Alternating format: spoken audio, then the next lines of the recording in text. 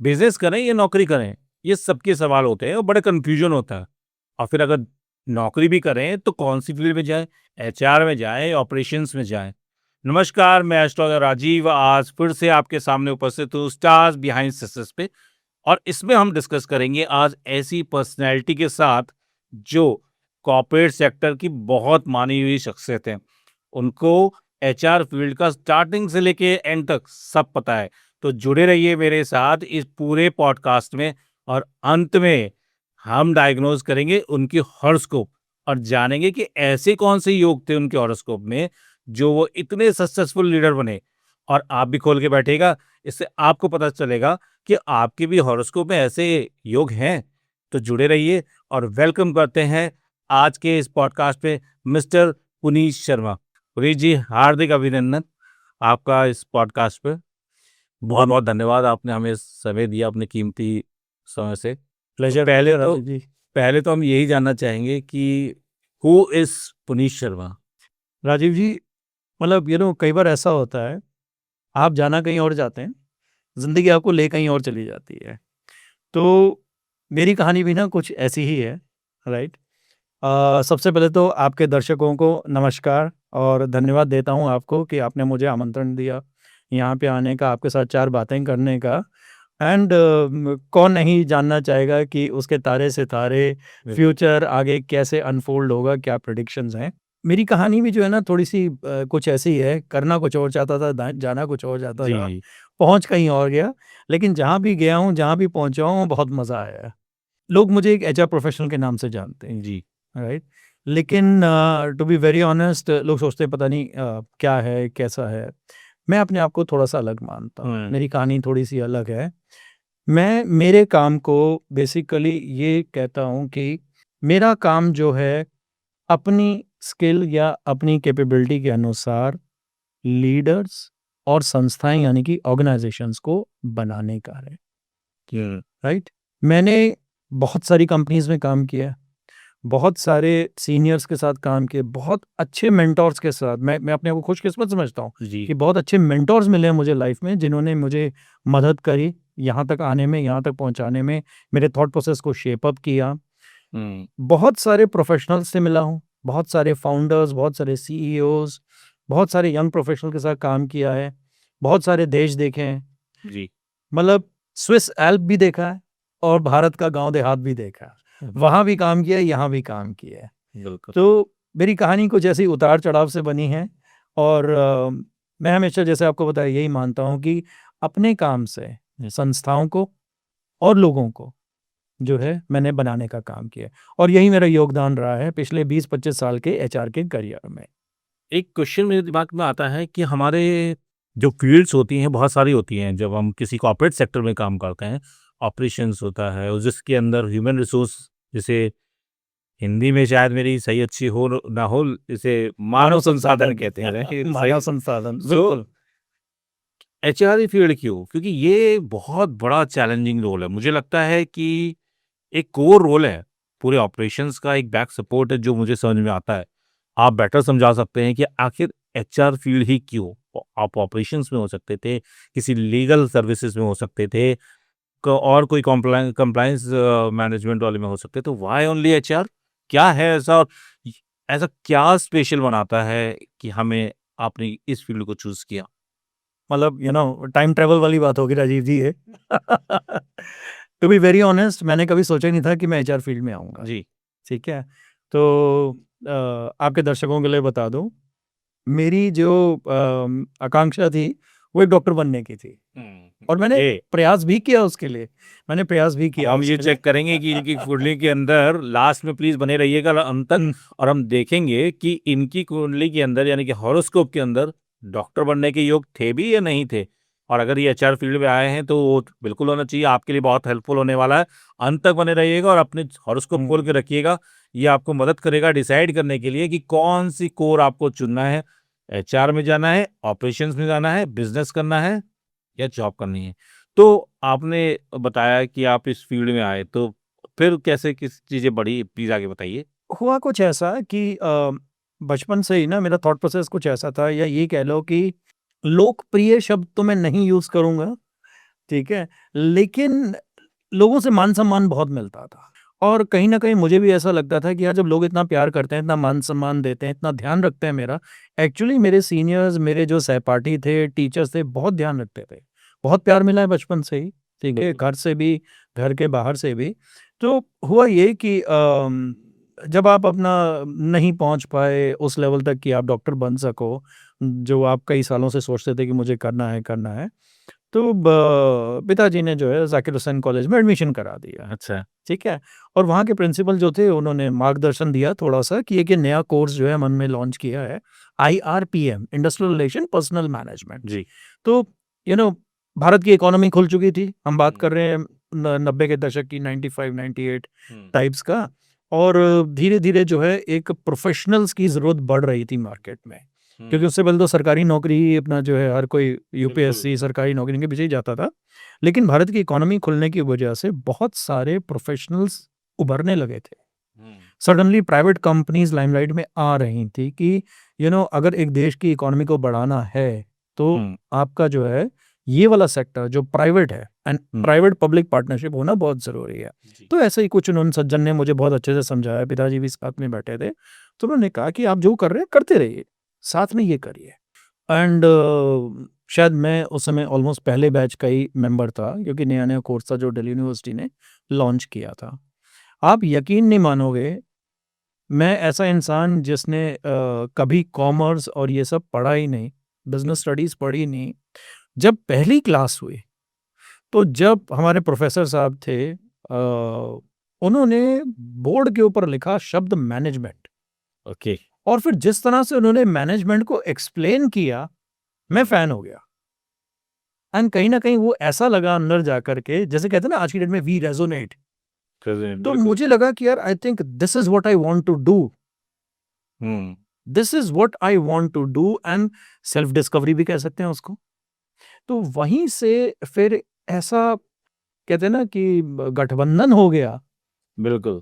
कि मुझे लगता है मैं पीपल्स पर्सन ही बनने के लिए शायद जन्म हुआ था मेरा। और हुआ कुछ ऐसा मैंने इलेक्शन नहीं लड़ा कभी कुछ नहीं हुआ लेकिन हम जैसे आपका ग्रुप बन जाता है फ्रेंड्स का, हुँ। कॉलेज में बड़े-बड़े आप जानने लग जाते हो एक-दूसरे को। तो everybody started looking at me, भैया आप डिसीजन लो, एज़ हुँ। सिंपल एज़ बिल्कुल। भई यहाँ जाना है या वहाँ जाना है, कैंटीन में बैठना है या मूवी देखने जाना है, स्पोर्ट्स की बात है या कल्चरल क्लब की बात है, जी। एलुमनाई बनाए ना बनाए तो everybody started looking at me और कई बार तो ऐसा होता था अगर बाय चांस मैं नहीं हूँ, people used to wait for me कि भैया ये हम सबके मत है, let this man come and help us take a decision. Decision तो अगेन अब पता नहीं अब आप जब डिसाइफर करेंगे कुंडली उसमें क्या ग्रह नक्षत्र ऐसे किसकी निकलते वजह हैं कि से लोगों को मेरे पे बिल्कुल। कॉन्फिडेंस था बिल्कुल। कि let him take the decision. But वहीं से जो है आप ये कहें कि जड़ पकड़ लिया एंड मैं बहुत लोगों के संपर्क में आया। जैसे कॉलेज में होता ही है you need guidance, you need counselling and all कि आगे का क्या आगे एमबीए हो, करें ना करें वगैरह-वगैरह बहुत कुछ हुआ। तो करते-करते जो है जब कॉलेज फिनिश हुआ, तब समझ आ गया कि कुछ और भी किया जाए। एंड मैंने फिर 1-2 जगह ट्राई किया, कंप्यूटर्स की तरफ गया, लीगल जैसे आपने बोला लीगल प्रैक्टिस की तरफ गया। अब वो डॉक्टर पीछे छूट चुका था। समझ आ गया कि भैया हम जो हैं, दवाइयाँ लिखने के लिए पैदा नहीं हुए हैं। गाइड करने के लिए भी हुए हैं हाँ, लोगों को मतलब सही दे दिशा निर्देश हाँ, ये अब दूसरे टाइप की दिशा देने के लिए शायद पैदा हुए हैं कि जहाँ लोग जो है उनको भी एक दूसरे टाइप का सपोर्ट चाहिए। जैसे अगर डॉक्टर एक लाइफ सेविंग है, जी। तो you could be a career making professional, हुँ। है ना? तो हालाँकि अभी तक ये सोच इतनी गहरी नहीं हुई थी, बट धीरे-धीरे ये बढ़ रही थी। And when I started working I actually realized hmm. कि यार ये है आपके अंदर and I think this is where you should proceed. Proceed. फिर उसके बाद में करते रहे, आगे बढ़ते रहे और मैं हमेशा अपने आप को एक जैसे मैंने माना है, मैं बहुत ही डिसरप्टिव थिंकर हूँ। हुँ। यानी जो चल रहा है, उससे और बेहतर क्या हो सकता है? मैं उसको चैलेंज करने को हमेशा तैयार रहता हूँ, right? Out of the world तो नहीं कहूँगा, लेकिन यही है कि जो चल रहा है, अगर वो गुड है, तो इसको बेटर यानी कि बेहतर कैसे बनाया जाए? बिल्कुल। वो आगे जाके बेस्ट होगा या फर्दर इवॉल्व होगा, वो अलग बात है। तो this is how I actually started growing up. बहुत सारी संस्थाओं में काम किया, अच्छे-अच्छे नामों के साथ काम किया and this is how actually my career journey started growing. करते करते करते करते मुझे याद है 2003 की बात है, मैं एक वर्कशॉप में गया था। जैसे आपकी एक ओडी वर्कशॉप टाइप रहती है। We were young chaps, full of energy, Right. मस्ती, you know, out of campus freshly and all that. तो वहाँ पे उन्होंने एक जो है वो दिया, काइंड ऑफ एक असाइनमेंट था कि आप अपनी लाइफ को कैसे परसीव करते हो, कैसे विजुअलाइज करते हो, उसको एक चार्ट पे बना करके दिखाइए। तो कोई क्रिकेट का मैदान बना रहा था, कोई स्काई स्क्रैपर बना रहा था, हर किसी की अपनी अपनी थिंकिंग थी। बिल्कुल।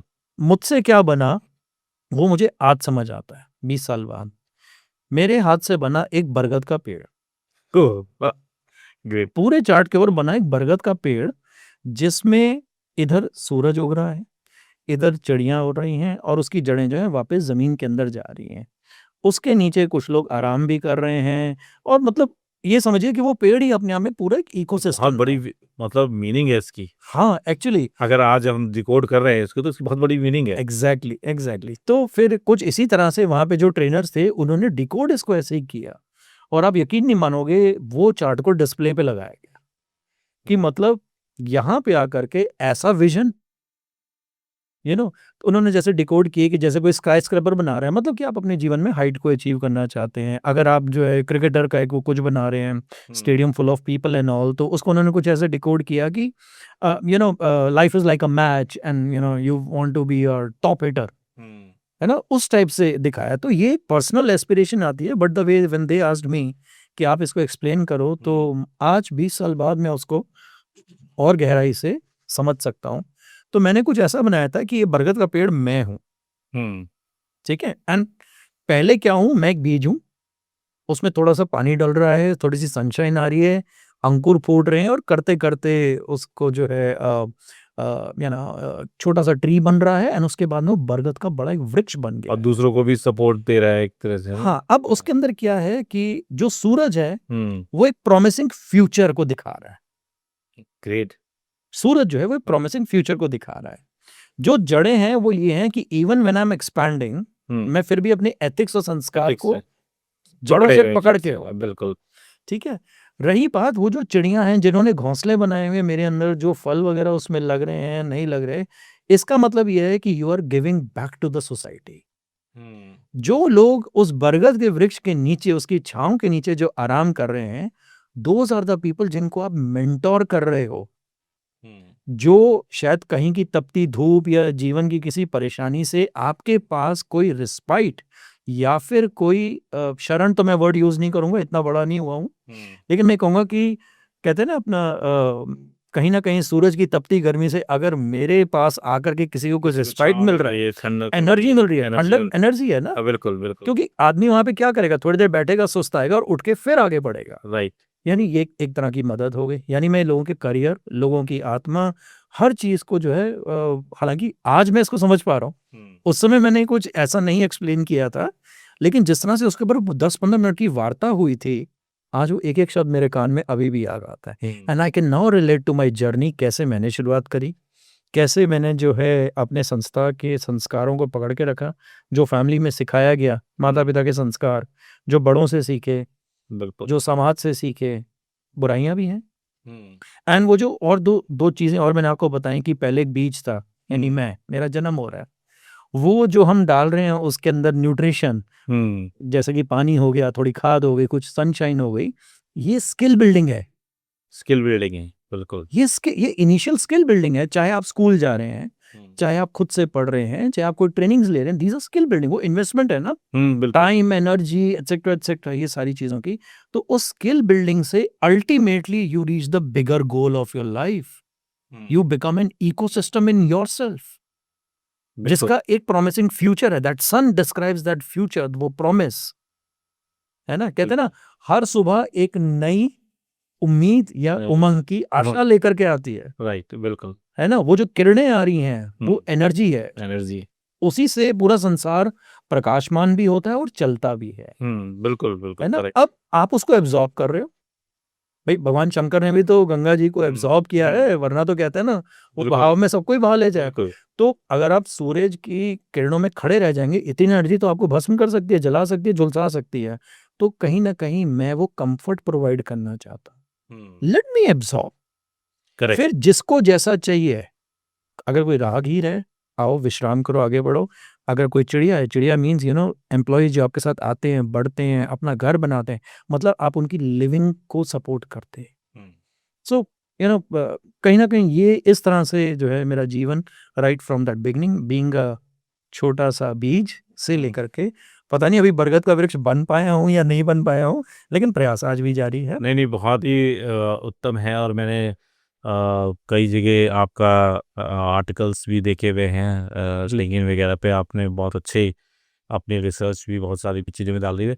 मैं ये जानना चाहता हूँ, क्योंकि हमारे ऑडियंस में ऐसे बहुत सारे बच्चे भी हैं जो इस फील्ड में बहुत ज़्यादा इंस्पायर हैं, वो अपना करियर बनाना चाहते हैं। वो बेसिकली स्टार्ट कहाँ से किया, मतलब किस तरह से प्रिपरेशंस की कि वो ये डिसाइड कर पाए, वो जो एक कोई एग्ज़ाम जो इन्हें क्रैक करना पड़ता है, जो इनको एक बिल्कुल एक्स्ट्राऑर्डिनरी बनाता है। तो आप प्लीज़ गाइड करके बताइए कि कहाँ से स्टार्टिंग हुई, किस तरह से, कौन-सा ऐसा एग्ज़ाम होता है जिस पे इनको फ़ोकस करना चाहिए, जो इनको बिल्कुल एक ऑडियंस, एक नॉर्मल पब्लिक से एक अलग खड़ा करे?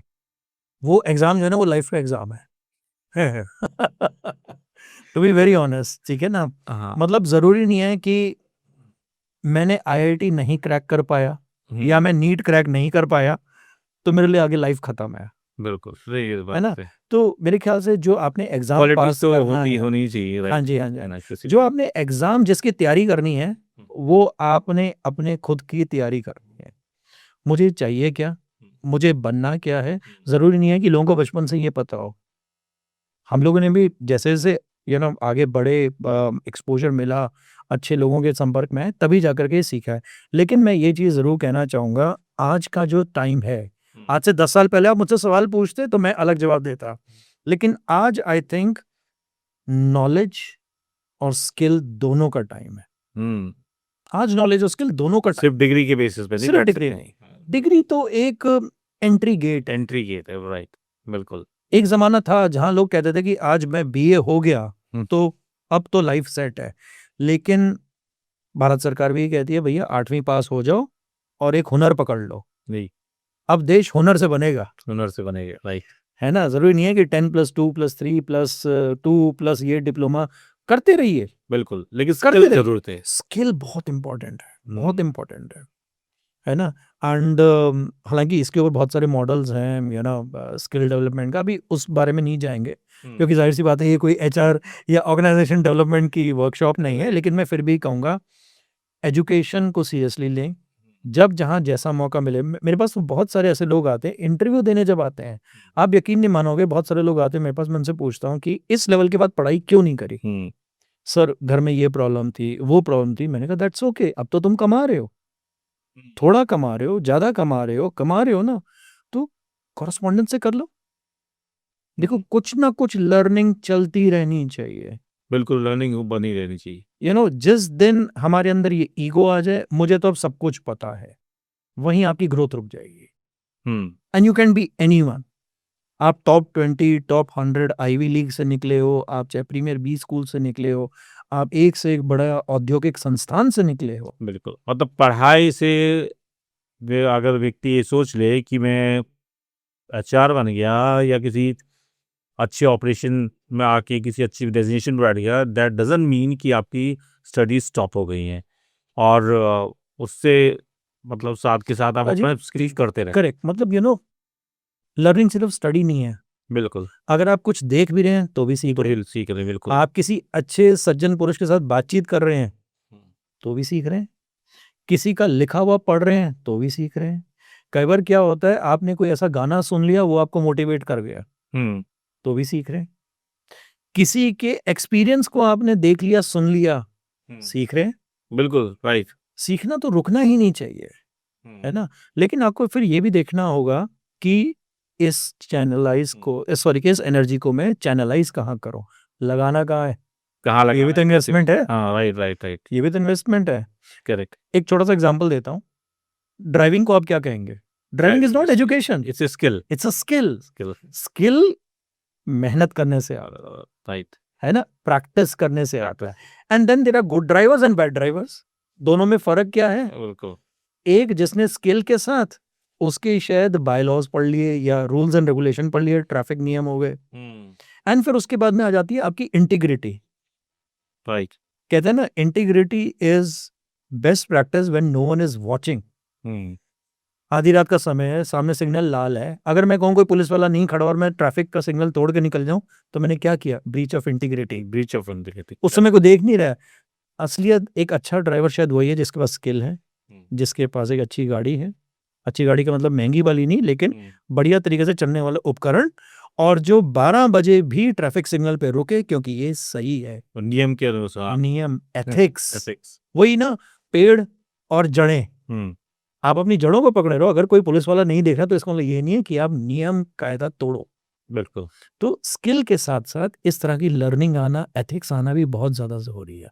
एंड मेरे ख्याल से, to coming back to your question, आपके प्रोग्राम के माध्यम से, इस पॉडकास्ट के माध्यम से मैं कहता हूं कि अगर आज हमारी बातचीत जो भी कोई युवा या कोई बच्चे या उनके माता पिता अगर सुन रहे हैं, अगर वो इस चीज को अपना सके, अगर हमारी कोई भी बात उनको हेल्प कर सके एक अच्छा नागरिक बनने में, एक अच्छा स्टूडेंट बनने में, अच्छा प्रोफेशनल बनने में, तो मान लीजिए कि हमारा ध्येय जो है सफल हो गया इस पॉडकास्ट में ये सब बातचीत करने में। बिल्कुल। तो पढ़ाई पूरी करें, स्किल भी डेवलप करें, और निरंतर अपने आप को जो है अप स्किल, यानी कि लर्निंग नहीं रुकनी चाहिए। जिस दिन ईगो बीच में आ जाएगी, लर्निंग रुक जाएगी। वो ईगो कैसे आती है? मुझे सब पता है, सब पता है, ये सबसे बड़ी गलती होती है। है ना, मुझे सब पता है, उसको मुझसे ज्यादा थोड़ी पता है, अरे वो मुझे सिखाएगा, मैं सिखाऊंगा उसे। जब ये आ जाती है ना बात बीच में, अभी आपने क्योंकि पॉइंट उठाया, मैं एक और चीज बता दूं, मेंटरिंग की बहुत बात करते हैं। मैं बहुत ज्यादा रिवर्स मेंटरिंग में बिलीव करता हूँ।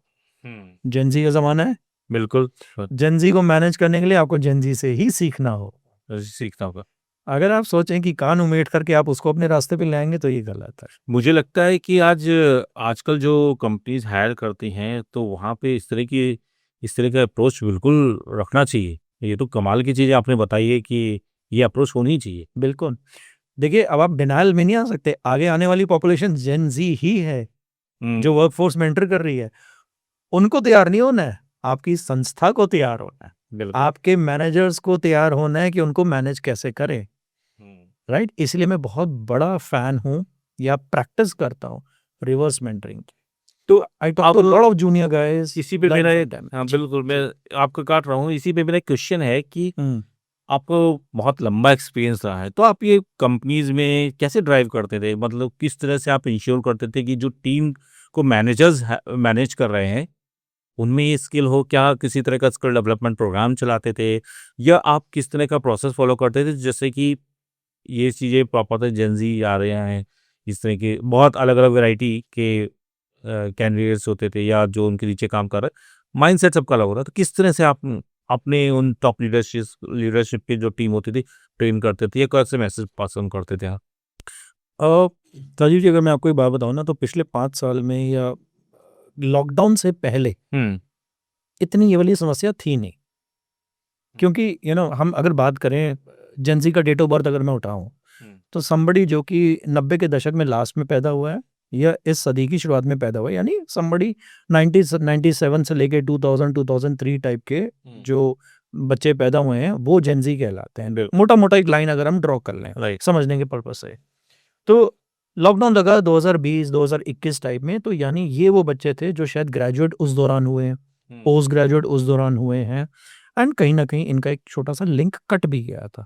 जैसे इस समय आप और मैं बैठ करके बातचीत कर रहे थे, उस समय सब कुछ ऑनलाइन था, है ना। तो कमिंग बैक, ये वाली पॉपुलेशन लार्जली जब हिट करनी शुरू हुई, एक एवरेज ले लेते हैं कि 20 साल 21 साल का जब बच्चा होगा तो वर्कफोर्स में आता है, यानी 2001 2003 टाइप्स के जो बच्चे पैदा हुए हैं वो 2020 21 22 इस तरह धीरे धीरे आ रहे थे।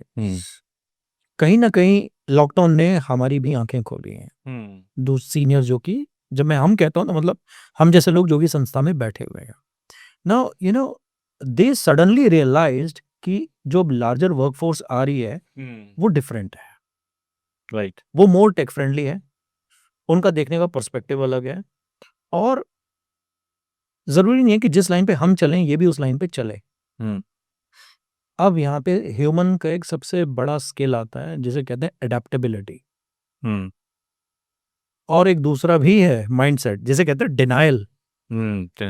ठीक है, आप यकीन नहीं करेंगे, majority of people are still living in denial.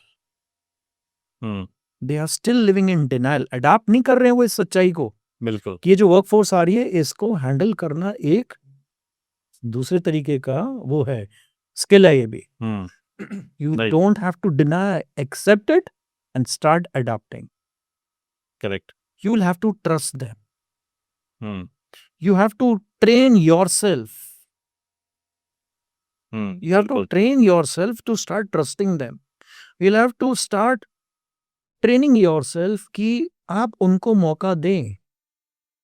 कई बार तो 6 और 9 वाली सिचुएशन है ना, हाँ, मुझे 6 दिखाई दे रहा है, आपको 9 दिखाई दे रहा है। दिखाई दे रहा है। अगर आप और मैं इस पे लड़ना शुरू हो जाएंगे तो विल नॉट लैंड एनीवेयर। बिल्कुल। लेकिन मैं आपका रिस्पेक्ट करूं कि हाँ, आप अगर वहां से बैठ करके 6 कह रहे हैं तो आप सही कह रहे हैं, एंड मैं ये फिर एक्सपेक्ट करूंगा कि आप वहां से बैठ करके अगर 9 कह रहे हैं या 6 और 9 हम एक दूसरे का समझ पाए पर्सपेक्टिव, बस ये गठजोड़ करना है। बिल्कुल। एंड इसके लिए सारी संस्थाएं आजकल जो है, एक वर्ड आपने सुना होगा जो बहुत तेजी से फैल रहा है, ये भी एक ह्यूमन टेंडेंसी है जिसे कहते हैं एम्पैथी। Empathy, correct. एम्पैथी आजकल स्कूल से सिखाई जा रही है ना, एक दूसरे के लिए एम्पैथी होना, हमदर्दी रखना, रिस्पेक्ट करना। अब ये वो वाला रिस्पेक्ट नहीं है जो आज से शायद हमारे दादा दादी के जमाने का हुआ करता था, जहां अगर बड़े खड़े हैं तो आप मुंह आंखें भी नहीं उठा सकते, मुंह भी नहीं खोल सकते। वो एक अलग जमाना था, ये अलग जमाना है। यहाँ एम्पैथाइज करना है आपने। बिल्कुल बिल्कुल। है ना? मैं पॉलिटिकल तो बहुत बड़ा शायद थिंकर नहीं हूँ, लेकिन अभी जो कुछ हुआ है पिछले हाल के कुछ दिनों में दिल्ली में, मुझे लगता है उसमें एम्पैथी की थोड़ी सी कमी थी। राइट। कंट्रोल किया जा सकता था थोड़ा सा। बिल्कुल। मैं वही कह रहा हूँ ना, हम पॉलिटिकली इतने शायद बड़े थिंकर नहीं है, लेकिन मैं कहता हूँ कहीं ना कहीं एम्पैथी की कमी थी। हर किसी का अधिकार है, सुन तो लो मैं कहना क्या चाहता हूँ। बिल्कुल। और ऑफिस में भी जब हम लोग कम्युनिकेशन की ट्रेनिंग, आप ट्रेनिंग की बात करते हैं, जब हम कम्युनिकेशन की ट्रेनिंग देते हैं, मेजॉरिटी ऑफ पीपल सोचते हैं कि अच्छी फर्राटेदार अंग्रेजी बोलना कम्युनिकेशन है। उसी को समझते हैं ज्यादा। कम्युनिकेशन गलत है। डिफाइन नहीं कर पाते। हाँ, वो गलत है। कम्युनिकेशन इज समथिंग जो मैं कहना चाह रहा हूँ, मैं अपनी बात आप तक पहुंचाना चाह रहा हूँ, क्या आप उसी संदर्भ में समझ पाए, बिल्कुल। या आपने उसका विपरीत कोई अपना अर्थ निकाल लिया है। बिल्कुल राइट। है ना, दिस इज कम्युनिकेशन। लेकिन हम communication English English English English होनी चाहिए। जो आकर के इंटरव्यू में फराटेदार इंग्लिश बोल गया, he is a good candidate और शी इज देखो, मैंने तो सुना है पुनीत जी कि बहुत सारे जैसे कैंडिडेट्स होते हैं मेरे फ्रेंड्स सर्कल में भी, कि एचआर की सबसे पहले रिक्वायरमेंट यही होती है कि उसको इंग्लिश आनी चाहिए, अंग्रेजी बढ़िया होनी चाहिए। तो क्या आप भी सबसे पहले इंश्योर करते हो? बिकॉज हमने यहाँ पे कम्युनिकेशन का पॉइंट उठाया, तो क्योंकि बहुत ही ज़्यादा स्ट्रिक्ट रूल्स होते हैं जब भी कोई हायरिंग के लिए जाता है, तो वहाँ पे सबसे पहले सबके दिमाग में ये होता है, यार मुझे तो अंग्रेजी नहीं आती, तो मुझे तो पहले ही निकाल देंगे। तो क्या एचआर ऐसे ही करते हैं या उनका अपना क्राइटेरिया कुछ डिफरेंट होता है? वो अच्छा, क्या देखते हैं? एक सॉरी, अब एक बात कहता हूँ, हलवाई की दुकान पे गए हैं, बिल्कुल। मिठाइयों पे वर्क क्यों लगाते हैं? मिठाई तो मीठी है। सुंदर दिखे। एग्जैक्टली तो Attractive प्रेजेंटेशन के 5 नंबर अलग से होते हैं। राइट। प्रेजेंटेशन के 5 नंबर अलग से होते हैं। हम लोग जब अपना पर्चा लिखते थे तो उसमें आता था ना कि नीटनेस के 5 नंबर अलग से हैं। वही जब आप कॉर्पोरेट में पहुंच जाते हो तो प्रेजेंटेशन के 5 नंबर अलग से हैं। यही प्रेजेंटेशन हलवाई तक को कंपेल करती है, बर्फी तो बिके। आप बर्फी खरीदने गए हो, वर्क नहीं खरीदने गए हो। जरूरत क्या है वर्क लगाने की? बिल्कुल राइट। प्रेजेंटेशन। कहीं ना कहीं 2 भाषा जानना अपने आप में एक स्किल है। मैं इसको इस एंगल से भी देख, स्किल है, राइट। तो इसका मतलब ये हायरिंग का, नॉन हायरिंग का क्राइटेरिया नहीं है, नहीं, स्किल्स पे डिपेंड करता है। तो हमारे जेंजी में सबसे ज़्यादा unless you are hiring an English teacher. Correct. ठीक है ना। करेक्ट। तो एक चीज़ मेरे दिमाग में इसी पे आ रही थी कि कैसे जो जो हायरिंग होती है, क्या कंपनी डिसाइड करती है कि इन बंदों को लेना है, इसी सैलरी पे लेना है, या आप लोग क्योंकि ये बहुत अंदर की बातें हैं, मैं चाहता हूँ कि हमारे जो इस पॉडकास्ट को जेंजी भी देख रहे होंगे, वो भी समझे कि एचआर एक्चुअली रोल क्या प्ले कर रहा होता है जब वो कंपनी में होता है। क्या वो कंपनी के साइड होता है या वो एम्प्लॉय के साइड होता है? देखिए, मैं आपको बताता हूँ, ये अपने आप में एक साइंस है। हम्म।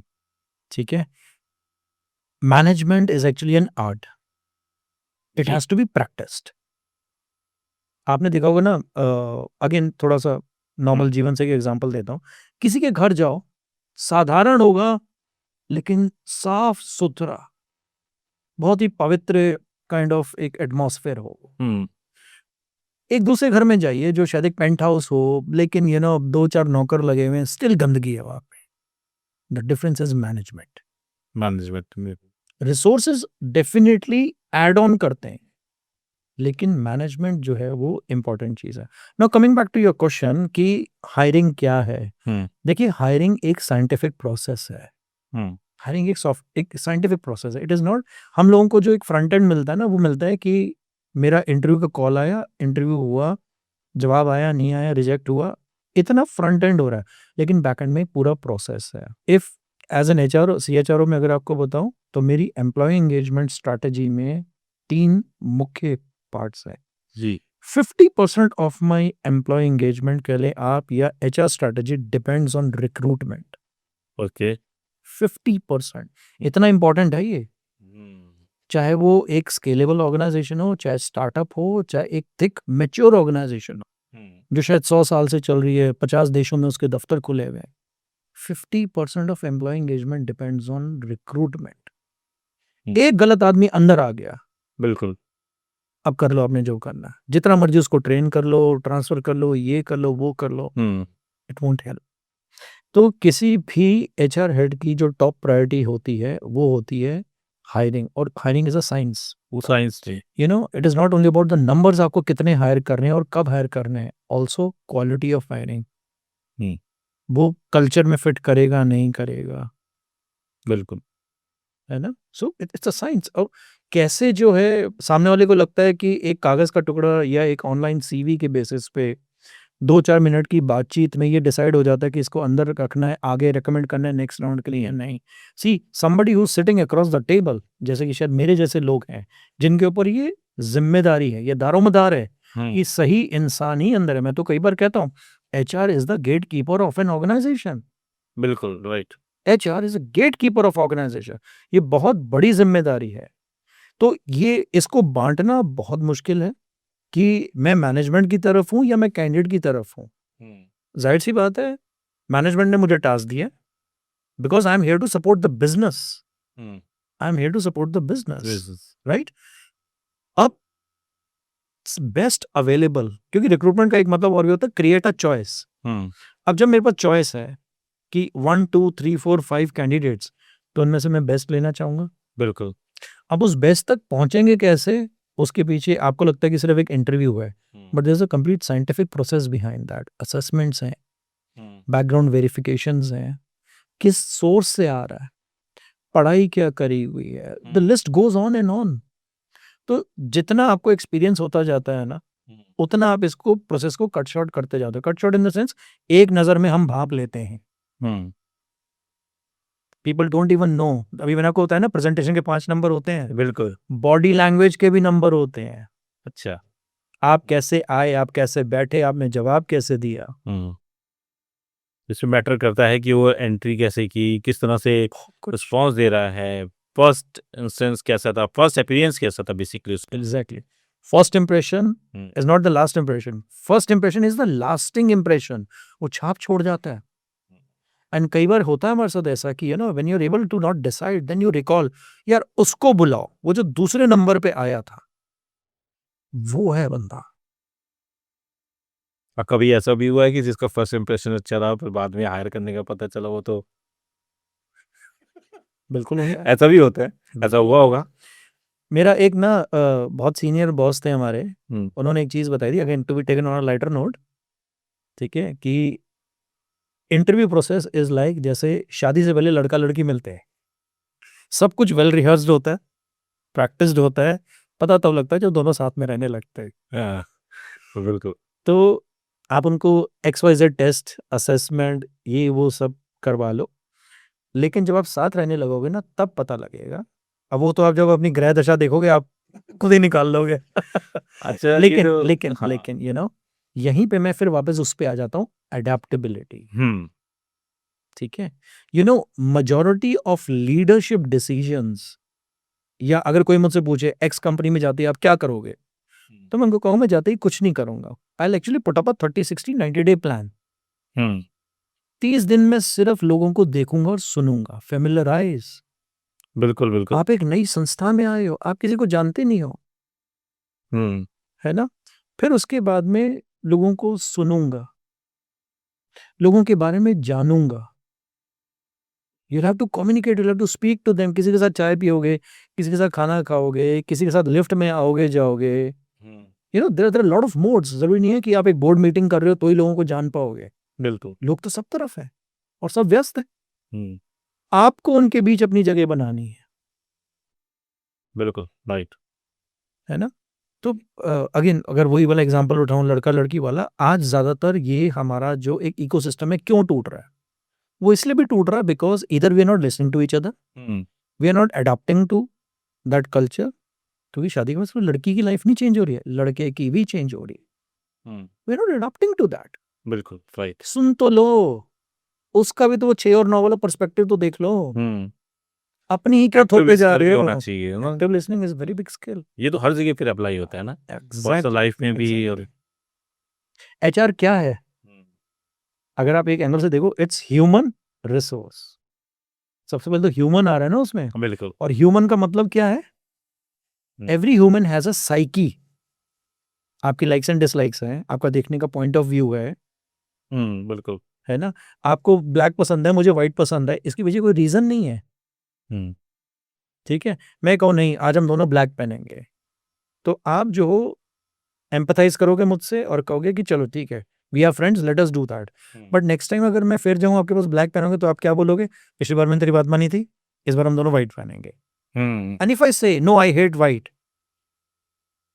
बिल्कुल, you will not feel good. Good.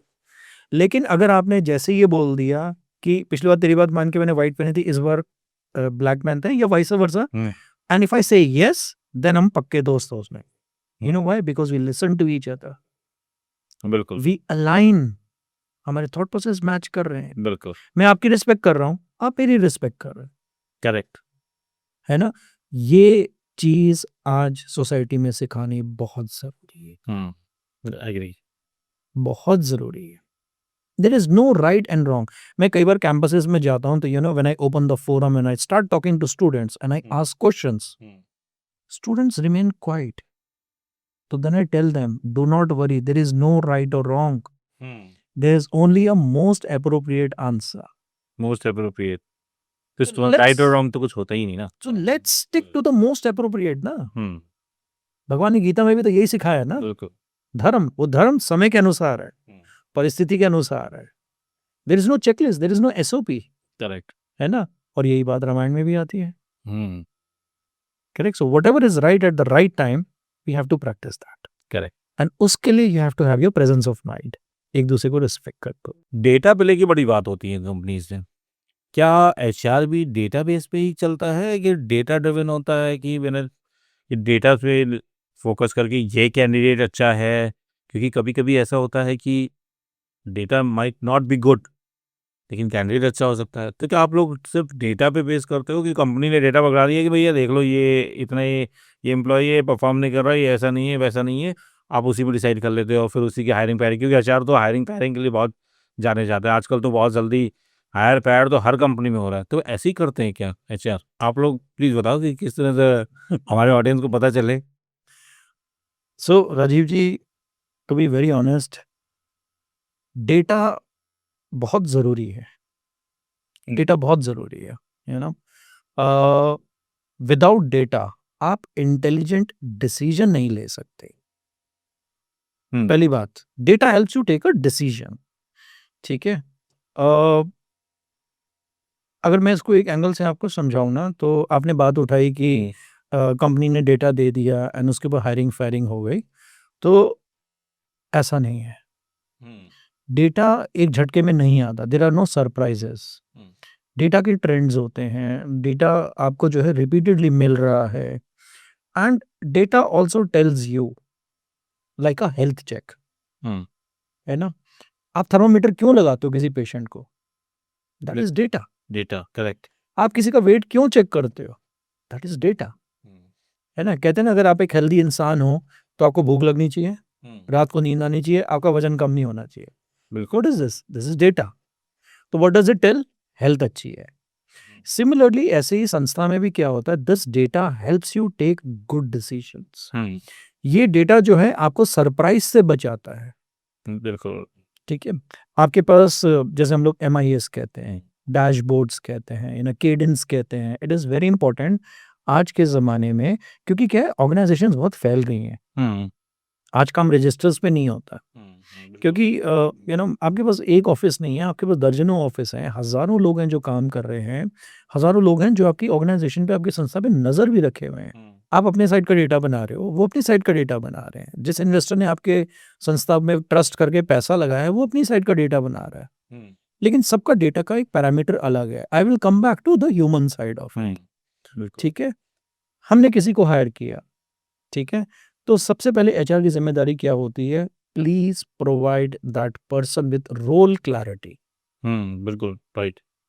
छोड़ना नहीं है उसको कि मैंने हायर कर दिया, ज्वाइन करा लिया, बहुत बढ़िया जी, आपकी फोटो डाल दी लिंक्डइन पे, और अनाउंसमेंट निकाल दी, और फिर आप उसको भूल गए हो।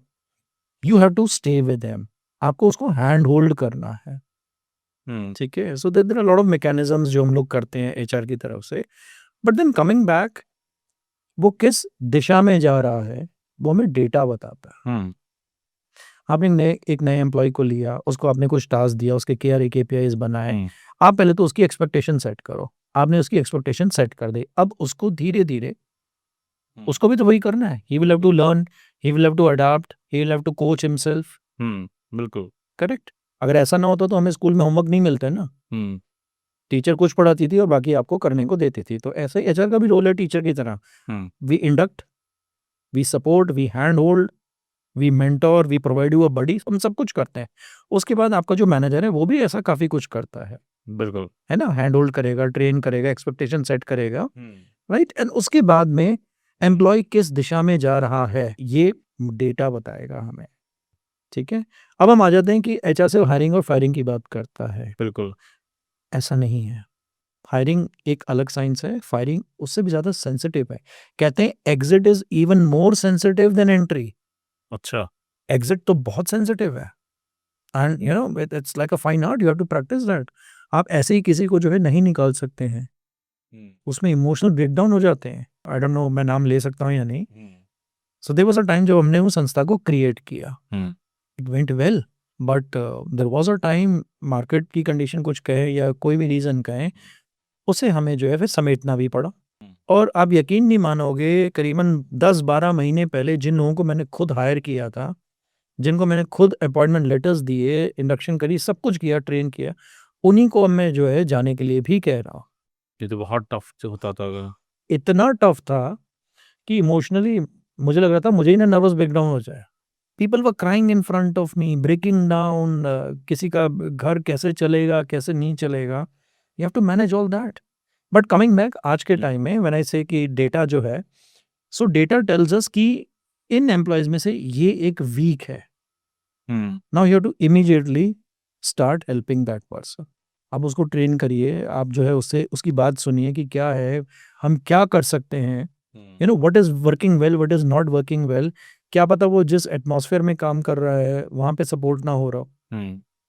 करेक्ट। आपने कभी सुना भी होगा कि एक पर्टिकुलर लोकेशन खराब हो रही है, जबकि सब कुछ ठीक है, सारा कुछ सेम है, लेकिन वो एक पर्टिकुलर लोकेशन खराब हो रही है। हो सकता है वहां पे बिजली की समस्या, इन्वर्टर लगवा दीजिए। Why are you blaming the employees? बिल्कुल कि आपकी प्रोडक्टिविटी नहीं आ रही है, हो सकता है वहाँ पे पावर बैकअप हो ही ना, और जहाँ लोग अपना टाइम पे काम खत्म कर लेते हैं वो बेचारे कर नहीं पा रहे। तो you have to diagnose, so this data also helps to diagnose. Correct बहुत बहुत सिंपल से एक एग्जांपल लिया है, मैनेजर और एम्प्लॉय की नहीं बन रही, बिल्कुल मैनेजर और वाहन है एम्प्लॉय की नहीं बन रही, एंटर दैट करेगा, सूत्रधार बनिए, मैनेजर को होल्ड कीजिए, एम्प्लॉय को होल्ड कीजिए। This is how it is done. ठीक है, क्योंकि अगर आपने उसको छोड़ दिया क्या होगा, वो बंदा या तो खुद छोड़ के चला जाएगा, बिल्कुल नहीं तो उसकी परफॉर्मेंस अगर इंक्रीज नहीं हुई, बेटर नहीं हुई, तो हमें उसको PIP पे डालना पड़ेगा, परफॉर्मेंस इंप्रूवमेंट प्लान एटसेट्रा पे, and then ultimately we'll have to ask that person to leave, which is not an easy task. क्यों? क्योंकि फिर दोबारा आपका वो साइकिल शुरू हो जाएगा ना, रिप्लेसमेंट ढूंढो, बिल्कुल लाओ, ट्रेन करो, क्योंकि जो जाने वाला है वो तो सारी लर्निंग ले गया ना अपने साथ, hmm you are again back to zero, फिर नया बंदा लाओ, फिर दोबारा करो। Hmm so it is not an easy task and data is important. तो आज की तारीख में आपको खुद भी डेटा को समझना बहुत ज़रूरी है। मैं अपनी हर क्लास में, हर ट्रेनिंग प्रोग्राम्स में लिटरली स्टूडेंट्स को ये कहता हूँ, हम्म अगर तुम एचआर के हो तो तुम्हें सिर्फ एचआर का नहीं रहना है। Hmm train yourself on Excel, train yourself on reading balance sheets. You will not believe, बहुत सारे ऐसे एमबीएस हैं जो संस्था से निकलने के बाद, यानी अपनी इंस्टीट्यूट से निकलने के बाद, they forget the finance lesson that they were taught. आप ये क्यों भूल जाते हो कि हम यहाँ पे इसलिए एग्जिस्ट कर रहे हो, because you have to support the business. बिल्कुल राइट राइट तभी तो लोग कहते हैं कि HR is a cost centre, क्योंकि जब एचआर ही बिजनेस को नहीं समझेगा तो उसको सपोर्ट कैसे करेगा। बिल्कुल and that data helps you to understand the business, the data helps you to actually tell कि हमें और आगे क्या करना है, कैसे करना है, दिशा। बिल्कुल राइट एट्रिशन अगर बढ़ रहा है तो यानी एम्प्लॉय सेटिस्फैक्शन स्कोर कम है, हम्म तो आपको एट्रिशन पे काम नहीं करना है, आपको एम्प्लॉय सेटिस्फैक्शन स्कोर पे काम करना है। अब उसको बढ़ा दो, एट्रिशन अपने आप नीचे आ जाएगा। बट आप ये करोगे कैसे? आप उन लोगों से बात करोगे जो छोड़ के जा रहे हैं, भाई जा क्यों रहा है? पर मुझे लगता है कि जैसे एम्प्लॉय सेटिस्फैक्शन स्कोर आप कहते हैं, सीसैट स्कोर, उसको कंपनीज जनरली इसको इम्प्लीमेंट नहीं करती। आपको लगता है इसको सब जगह इम्प्लीमेंट करना चाहिए? इट इज, एंड लोग करते हैं, बिल्कुल करते हैं, तभी तो होड़ लगी हुई है ना। आप अपने कल्चर ऑडिट्स करा रहे हो, आप एम्प्लॉय सेटिस्फैक्शन स्कोर्स के ऑडिट्स करा रहे हो, आप जो है ऐसी कई संस्थाएं हैं जो कि आपको सर्टिफिकेट दे रही हैं आजकल कि you are this workplace to work, you are that workplace, you are happy work ये प्लेस। संस्थाएं रियली अपना वर्क करती हैं? मुझे लगता have नहीं है ये। दे हैव टू, क्योंकि इनके पीछे जो मैकेनिज्म है ना, वो बिल्कुल ट्रांसपेरेंट एंड इम्पार्शियल है, राइट। कई बार तो क्या होता है, ये इतना ज़्यादा इम्पार्शियल होता है कि मुझे ही नहीं पता कि मेरे किस एम्प्लॉय से क्या सवाल पूछा जा रहा है। अच्छा, okay. And technology has made it possible. पहले क्या होता था, ये पेन एंड पेपर पे होता था, ठीक है। आजकल तो एआई और डेटा के माध्यम से या टेक्नोलॉजी के माध्यम से एनोनिमस होता है, यानी मुझे शायद ये पता भी नहीं लगेगा कि मेरे बारे में कौन, कहाँ, क्या, कैसे नेगेटिव फीडबैक दे रहा है, बट फीडबैक मेरे पास आ रहा है। ब्यूटी इज फीडबैक मेरे पास आ रहा है, और वो मुझे ये बता देगा कि 100 में से 2%, 5%, 10% लोग जो है इस तरह का आपके बारे में कह रहे हैं। नाम नहीं चाहिए, और वो 5% है तो मतलब इट्स अ बिग चंक। बिल्कुल राइट राइट राइट राइट। सो डेटा हेल्प्स अस। अब ये डेटा तो मुझे समझ में आता है, और आपने इतना बड़ा डिटेल समझाया है, तो बहुत ये एचआर फील्ड की काफ़ी चीज़ समझ में आई और ऑडियंस को भी समझ में आया होगा। क्या स्टेक होल्डर्स का इसमें इंटरफेरेंस होता है? क्योंकि एचआर का जैसे आपने दिखाया, और आप जैसे इस तरह से आप बताया, तो ये कि एचआर का बहुत वास्ट रोल हो गया ऑर्गेनाइजेशन को चलाने के लिए। तो क्या कभी ऐसा हुआ आपके साथ कि स्टेक होल्डर्स हो रहे हैं, वो अपना रूल फॉलो लगवा रहे हैं कि नहीं, ऐसे नहीं, ऐसे ही होना चाहिए? क्या इस तरह के चैलेंजेस आए, तो कैसे आपने हैंडल किया ऐसे प्रेशर को? मैं आपको बताता हूँ, कोई एग्जाम्पल बहुत सारे लोग ये कहते हैं कि कल्चर इज एचआर का टास्क, है ना। एंड बड़े बड़े एचआर के लोग अपनी लिंक्डइन प्रोफाइल्स या बड़ी बड़ी जगह पे लिखते भी हैं, I am a cultural transformation leader, I am a this and I am a that. एक एग्जांपल दो आप मुझे, ठीक है। एक घर है, पिताजी हैं, माताजी हैं, 2 बेटे हैं, है ना, शादी हुई है नहीं हुई है, सब छोटा बच्चा भी है उस घर में, मान के चलिए उस घर का कल्चर कौन डिसाइड करेगा? बिल्कुल, the head of the family. The family, correct. एक संस्था में हेड ऑफ द फैमिली कौन है? Right is it HR? The answer is no, is the CEO. Culture top to bottom आता है, बॉटम टू अप नहीं जाता है। तो यस, इंटरफेरेंस होता है, पर कभी तो ऐसा हो सकता है कि जो सही नहीं है। वही तो एचआर का रोल है कि आप जो है वो, आपने अभी बोला था ना कि आप मैनेजमेंट की तरफ हो या एम्प्लॉय की तरफ हो। सो एचआर जो है वो सूत्रधार है, it's like a connecting tissue.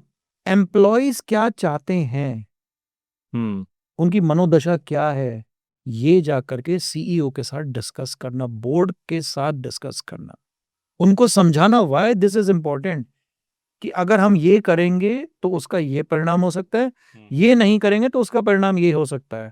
और यहां जरूरत पड़ती है आपके पहले वाले प्रश्न की, डेटा। क्योंकि अगर आप फैक्ट्स बता रहे हो अपने सीईओ के साथ बैठ के, ठीक है ना, तो अगर सीईओ को आपकी बात काटनी है, उसको अपने फैक्ट्स प्रेजेंट करने पड़ेंगे, बिल्कुल राइट, वरना तो स्टेटमेंट ही हो गई ना, है ना, स्टेटमेंट ही तो हो गई। बिल्कुल राइट, करेक्ट। तो we are not talking about statements. Culture हमेशा टॉप टू बॉटम आता है एंड कल्चर को गवर्न करने का काम सबसे ऊपर घर के मुखिया का है, ठीक है। सो एचआर जो है शायद वो चाचा जी हैं जो सबको साथ लेकर के चल सकते हैं, और अगर बड़े बाबा घर के मुखिया नाराज हैं और अगर वो कहते हैं कि ये नहीं होगा, तो वो सबको समझाता है वेट करो, उनका मूड ठीक होने दो, मैं बात करके अभी मनाता हूँ। It happens like that, it's actually just You know, like हाँ, you just cannot barge into CEO's office and say, हालांकि सीईओ ने बड़ा बड़ा लिखा हुआ है ओपन डोर पॉलिसी, फॉलो नहीं होती। कोई समस्या है तो मेरे पास आए, but he is not expecting समस्या from the head of HR, he is expecting solutions, he is expecting solutions। And कई बार क्या होता है सीईओ भी आपको फीडबैक देता है, यार मैं फलानी ब्रांच में गया था, मैं फलानी प्लांट विजिट पे गया था, वहां मैंने एक्स होते हुए देखा, वाई होते हुए देखा। Now he aspects answer from the head HR. So he's not talking about machines. He's not talking about material. He's talking about people. And people means human. Correct. That is your baby. You are here to manage the most interesting of the 3 M's: machinery, materials, and men. And every man has a different psyche. है ना? उस psyche को manage करना एक art है. Correct. And this is why HR heads exist. सो आपने बहुत सारे एम्प्लॉयज को अब तक हायर किया होगा, और ऐसी कौन सी क्वालिटी होती है जिसको देख के आप समझ में आते थे कि हाँ this is the right person for the organisation, या बहुत कॉमन जो आपको लगता है कि इस वाली क्वालिटी को जो प्रोसेस करेगा इसको लेना है? कौन सी ऐसी आपने बहुत सारी की होंगी अब तक, तो आप बहुत सारे को फायर भी किया होगा। To be very honest, yes, you're right. You know, जो एक क्वालिटी आप बता रहे हैं या आप जो जानना चाहते हैं वो ये है कि मेरे सामने जब भी कोई आकर के बैठता है, इवन दो हम ऐसा नहीं बोलते हैं, जाहिर सी बात है, the first question is the most typical question, tell me about yourself या इंट्रोड्यूस योरसेल्फ एंड ऑल। ठीक है, हालांकि मैंने तो अपना स्टाइल काफ़ी चेंज कर दिया, बट जो एक क्वालिटी मैं देखता हूँ ना या देखना चाहता हूँ, जो I am actually searching for in that conversation, वो है कि भाई अपना रिज्यूमे मत रटा हुआ सुना, ये बता what value add do you bring, what impact can you create, सीख के क्या है, even if it is a fresher ही और शी या एक्सपीरियंस्ड। अगर मुझे ये 2 या 3 पॉइंट मेरे मिल गए तो फिर जो है ना वो कहते हैं ना टारगेट लॉक हो गया, अब आगे बात करी जाए। So there is no one stop solution, लेकिन हाँ मुझे ये जानना होता है कि what value add would you bring, what impact, और सीख के क्या है। बिल्कुल। आपके हिसाब से इंसान में ऐसी कौन सी स्ट्रेंथ है जो पहली बार में नहीं समझ में आती? आपको लगा होगा कि आपने हायर किया और आप समझते होगे कि ये स्ट्रेंथ जो है वो पहली बार में नहीं समझ में आई है, या आपने देखा होगा भी इस तरह की चीज़ें, तो कौन सी ऐसी स्ट्रेंथ है जो पहली बार में इंटरव्यू में नहीं आइडेंटिफाई होती लेकिन वो बाद में दिखती है? बेसिकली अगर मैं आपको बताऊं ना तो हायरिंग प्रोसेस में एक फॉर्मूला है, जैसे कहते हैं ना एक रेसिपी है, and that recipe is C plus C plus C, C C C. सबसे पहले है कॉन्फिडेंस, कॉन्फिडेंस, उसके बाद है क्लैरिटी, एंड ये दोनों तभी आपके अंदर आ सकते हैं अगर आपके अंदर कॉम्पिटेंसी हो। सिंपल सी बात है, कोई भी मेरे सामने बैठा हो टेक्निकल या नॉन टेक्निकल है, वो तभी उसके अंदर कॉन्फिडेंस आएगा, उसकी बातचीत में क्लैरिटी तभी निकल के आएगी अगर उसके अंदर वो कॉम्पिटेंस है। Let's go back to that example, आपने बोला कि इंग्लिश मारने के चक्कर में लोग लगे रहते हैं, तो that English gives you confidence, not necessarily competency.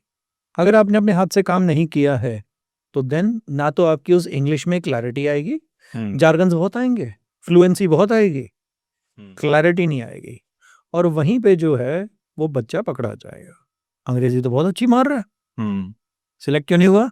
क्योंकि कॉम्पिटेंसी डेवलप नहीं हुई थी, जिसकी वजह से बात तो बहुत अच्छी कर गया, क्लैरिटी नहीं थी।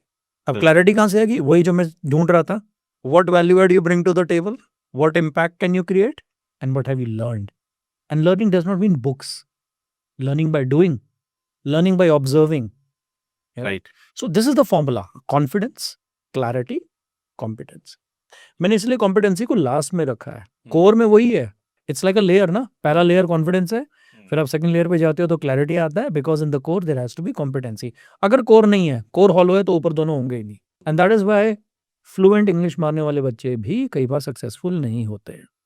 राइट अभी recently I was mentoring a batch of few people, a few students summer internship program में। There used to be a chap was excellent in English. 10-12 second उसकी बात सुनता था, फिर मैं उसको कहता था रुक जा, किया क्या है ये बता, हम्म कल पूरा दिन किया क्या है right. ये बता, अंग्रेजी में बाद में लिख ले, you know, in that ways. So I think this is how I arrive at a decision. और आप खुद देखो, see, you are a very strong astrologer. अगर किसी का कहते हैं ना वो आध्यात्मिक शक्ति हो ही ना, वो बल ही ना हो, ना भले हो, बिल्कुल तो वो ऊपर से कितना मर्जी ज्ञान बांच ले, आप पकड़ लोगे उसको, बिल्कुल पकड़ लोगे ना। Correct. This is the reality. जब मैं मेरी चेयर पे बैठता हूँ मैं ऐसे पकड़ लेता हूँ, आप अपनी चेयर पे बैठोगे आप ऐसे पकड़ लोगे। राइट बिल्कुल करेक्ट। राइट। जब प्रमोशन का टाइम आता है, ऐसे कैंडिडेट होंगे जो वाकई ही बहुत एक्स्ट्राऑर्डिनरी परफॉर्म कर रहे होंगे। क्या ऐसा होता है कि जो मैनेजमेंट के चॉइस होते हैं, कभी कभी ऐसा होगा कि सीईओ ने आगे का नहीं, इसको प्रमोट करना है,